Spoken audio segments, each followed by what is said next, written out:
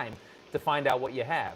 You had a bit of a rub with Tucker Carlson this week, who basically said you didn't have any evidence when they asked you to come on. What is the truth of the matter there? Because that made a lot of news. Oh, yes. Well, he sent me some very abrasive and disrespectful emails or text messages, and I responded politely, offering him a different person as a witness who could explain it. I simply didn't have time to do it then, and I sent him a copy of one of the compelling affidavits that we have in the case. And apparently that wasn't sufficient for him. He was having a little bit of a tantrum. But I didn't see or hear what he said, and I haven't had time to listen to what he said after that. I'm just proceeding on my course of getting the case ready to prove in a court, which is where we prove cases of law, not in the media. What is your timeline as you look at this? What's the timeline you think before you can put out some of this evidence that can really, if you want to shut the media up, or they say that you guys have nothing, when will you have some of this stuff that's this hardcore evidence in paper and writing? Well, frankly, the affidavits we've already introduced are hardcore evidence. They're firsthand testimony of witnesses who saw how and why the system was created and how it worked to accomplish the objective for Hugo Chavez. They're people who saw ballots being destroyed. We've got evidence from people who saw fake ballots being created. We've got all kinds of different evidence, and then we've got the statistical and mathematical evidence that's absolutely irrefutable. I mean, a coin doesn't land on the same side when you flip it 186,000 times. You can't just inject 86,000 Biden votes and expect anybody to believe those are real, and they're not. When we see, no matter how you analyze the statistics, whether it's a predictive model or the actual data as it comes in, it doesn't hold water. And we've got other testimonial evidence that appears to be coming in now to indicate the Democrats literally added 35,000 votes to every Democratic candidate to begin with. 35 in any particular state, or you say 35,000 where?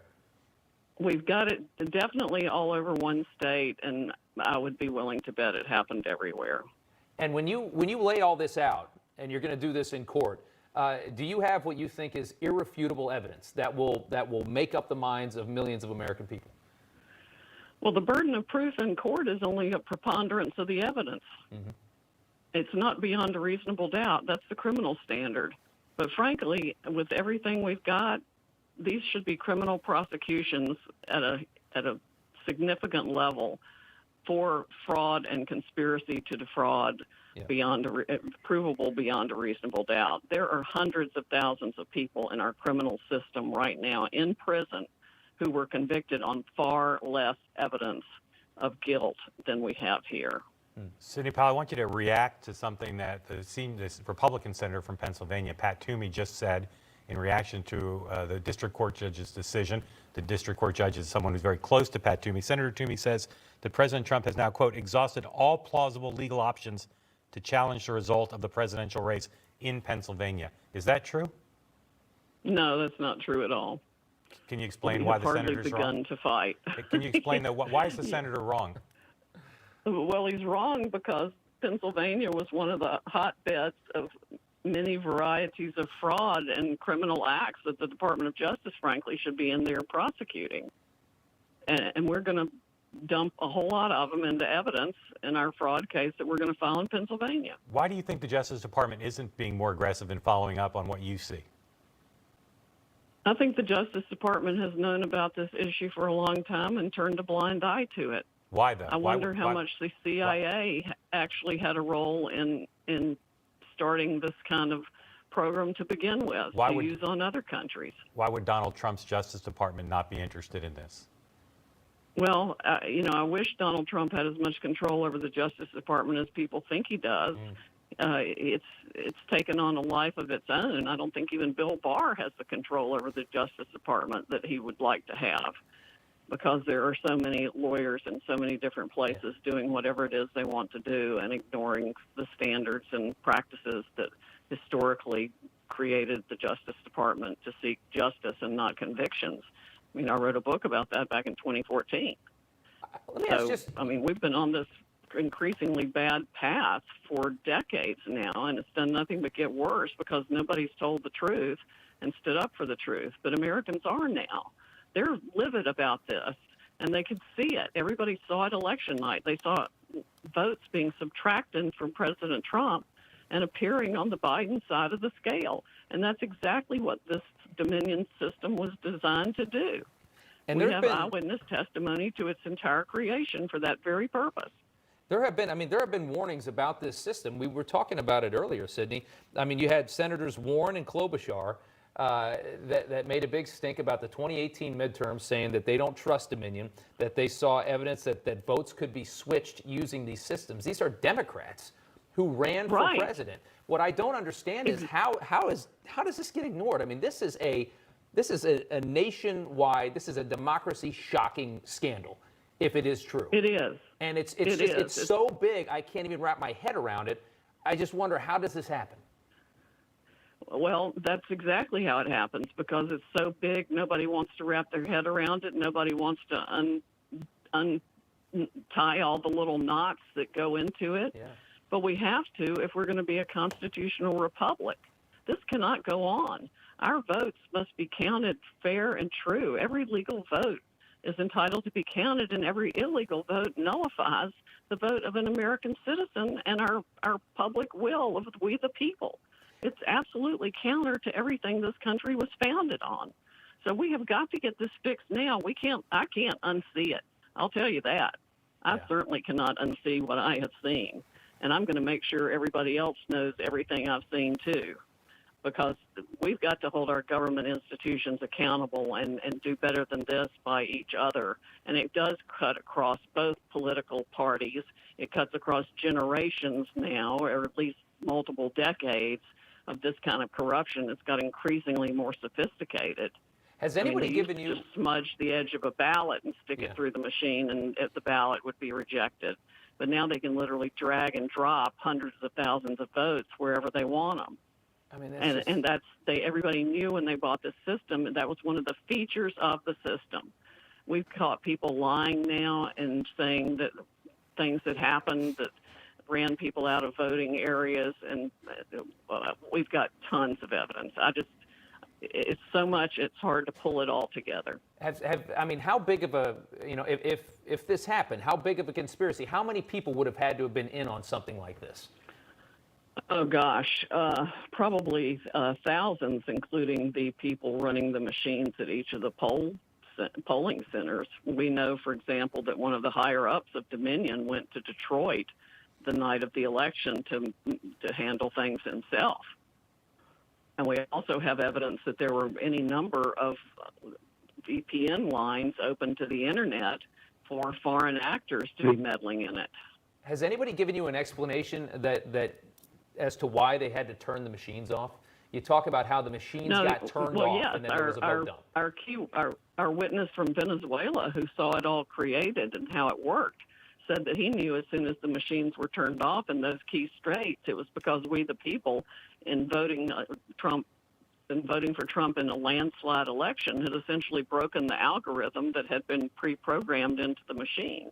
So they had to stop counting in those states and areas and backfill the vote with fraudulent mail-in ballots or whatever means they used to do it, whether they just injected numbers or trashed votes for Trump otherwise and changed the numbers. I don't know exactly how they did it right now in each spot, but that's essentially the way it worked. Let me ask you about the state of Georgia. Obviously, yesterday, the governor there, he certified the election for Joe Biden. It's about 12,000 votes. And what you see, will Georgia switch? Yeah, that's a total farce. Georgia's probably going to be the first state I'm going to blow up, and Mr. Kemp and the Secretary of State need to go with it because they're in on the Dominion scam with their last-minute purchase or award of a contract to Dominion of $100 million. The State Bureau of Investigation for Georgia ought to be looking into the financial benefits received by Mr. Kemp and the Secretary of State's family about that time. And another benefit Dominion was created to award is what I would call election insurance. That's why Hugo Chavez had it created in the first place. But I also wonder where he got the technology, where it actually came from, because I think it's hammer and scorecard from the CIA. Just to clarify, you're saying that Governor Kemp, who's been a longtime ally of the president, is directly involved because of financial benefit in the conspiracy to defeat the president in Georgia? We have certainly been told that there is evidence of that, and it would warrant an investigation if anybody were actually going to do an honest investigation. What more could you tell us about that alleged conspiracy? The governor's involvement. I can't give you any more details on that now, but it would certainly warrant an investigation. If it had been reported to me as a law enforcement officer, I would be investigating it steadfastly. I know you say you want to do your arguing in court. You are an attorney. You're not a press secretary, but you all did have a press conference last week. Jordan Sekelo said that there's going to be a filing soon in Georgia that would be explosive. Can you tell us anything? Can you make some news with us here tonight? Tell us anything new that you're going to present in that filing in Georgia. Well, I can't say that yet, but hopefully this week we will get it ready to file. Sidney, it will be biblical. Biblical. What is the state where was it the worst? From what you see and what you're alleging, what state was switched the most? Oh, that's really hard to say. Georgia is extremely bad. We've got ballots being shredded, ballots being thrown out in trash bags, lying by people working in the center, the votes being switched, the algorithms being run. You name the manner of fraud, and it occurred in Georgia. These are in the Atlanta area counties, those counties, Fulton, DeKalb. Yeah, I think the algorithm ran most probably across the country. Can I say that for sure yet? No, I can't say that for sure yet, but it looks that way. And it looks like 35,000 votes were added to every Democratic candidate. You also talked about this ability of the system, and I thought this was so interesting when you said it, that it can take a vote and it can make a vote for Biden worth more than a vote for Trump. Do you think that happened, or is that another part of the system that maybe wasn't used? No, I think that definitely happened. I think that was the first step with the system, to weight the votes so that a Biden vote is worth 1.23, say, and a Trump vote is worth the rest of that. And so the Trump vote is about 3/4, and the Biden vote is 1 1/4.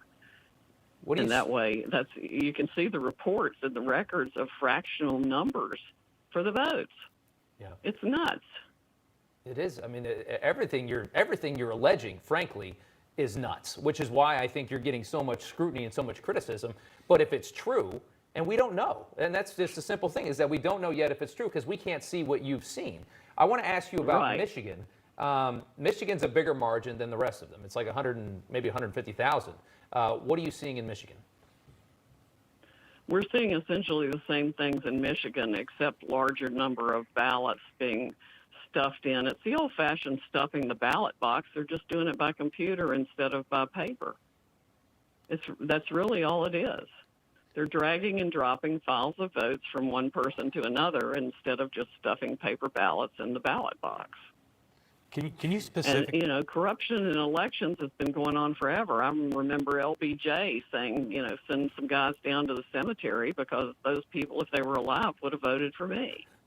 And they take the name and the birthday, and that's what they did. So it's Saturday night. Can you preview for us as specifically as you can what's going to happen this coming week, starting Monday morning? Tell us where you're going to file, what you expect to happen by Friday. Well, I don't expect to file anything by Monday. I'm hoping we can get it ready by Wednesday. If not, it should be ready by Friday. But it's a massive project to pull this fraud claim together with the evidence that I want to put in. So are you saying you're going to file? And remember, this isn't a summary judgment motion where we actually have to produce any evidence now. Your typical lawsuit, you just file a statement of what the charges are without any affidavits or anything. But are you saying you're going to file the same? The way the media is going about this is absolutely ridiculous and unreasonable to expect us to put evidence in right now. Although we know election issues are on an expedited schedule, But I could wait a month to file the fraud case, and everybody would have to undo their certifications because it's so bad. But are you saying you're going to file the same case in multiple jurisdictions or in one jurisdiction? Each one's a little bit different depending on what happened in the state, the different manner and means, and the evidentiary aspects that support each one. You know, we've got different affidavits from different witnesses in each of the states. So there are going to be some differences between them, but there are going to be claims that are identical. Some of the legal claims are going to be identical. For example, in a number of states, there were modifications to the machine after the statutory cutoff date that should invalidate every vote cast on the machine. I mean, Georgia cannot, there's no way Georgia can proceed to have an election using those machines for the runoff candidates. Yeah. That's absolutely absurd. You know, as we wrap this up, Sidney, I think everybody at home right now wants to see this. They want to see what you say you've seen. Is that going to be possible at any point? Are we going to be able to see some of these problems and some of these issues, the way these systems work and the way this Dominion works? Yes, and there's actually evidence online now. I mean, we need to try to get our website up to date with the complaints that have already been filed. But exhibits were attached, for example, to Lynn Wood's complaint in Georgia that are remarkable and stunning, including the affidavit of the young man from Venezuela who saw Hugo Chavez create how they did the software, hire people to do it and get it done, and then how it worked to make sure he won every election thereafter. That's crazy. what it's designed to do. Their own handbook tells you that these things are features of their system. Right. Are we supposed to think they didn't use the features? Heck no, they used them.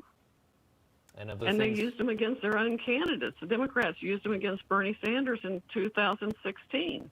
And somebody even told him what had been done to him when Hillary Clinton won that primary, and he didn't. And instead of standing up for the American people and the right to vote, he sold out. You're saying Dominion, the Smartmatic Dominion system was used in 2016 when Hillary beat Bernie in the primary? Yes. Wow. I don't think we had heard that yet. That's an incredible development right there. And you say he knows that. Bernie Sanders knows that. Yes, the person who sent me the data told me that they informed Bernie Sanders of all their findings, and he didn't do anything except get enough money to buy another fabulous house. Wow. I'm telling you, it's been used for both parties. One of the big problems is that we don't know who was elected by buying their election through Dominion. I'm sure it crosses party lines. That's not an accusation against every politician. It's certainly not meant to be, but it means we don't know which ones got elected that way and how much they knew about how it was being used for or against them, certainly not against them. But I'm reasonably certain at this point that John James was ripped out of his seat, and he was entitled to have won that election by the real vote. And the same, I think, is true for Doug Collins in Georgia. And there's no telling how many congressional candidates should have won that lost by the addition of 35,000 votes per Democrat or the algorithm that they were running against whoever they wanted to target. I mean, you can do it candidate by candidate. That is something else. I mean, it's mind-blowing. Sidney, what you're alleging, I can't even imagine, and I hope that you will join us again to talk about what you continue to find as you continue to investigate. I will do that, and I will try and get more stuff up online this week. We've got some website or just email issues, it to and us. Of course, people are trying to hack us and everything else. But right.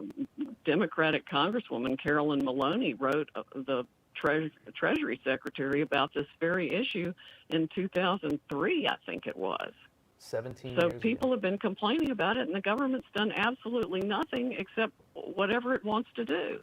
So who is really pulling the strings here and choosing the American officials pursuant to this system? Yeah. Because it's not the people of the United States of America, and that's supposed to be who it is. It's just something else. And like you said, prominent Democrat politicians have complained about the usage of this system in this country. Sidney Powell, thank you so much for joining us tonight on the phone. I know how busy you are, and we appreciate the time.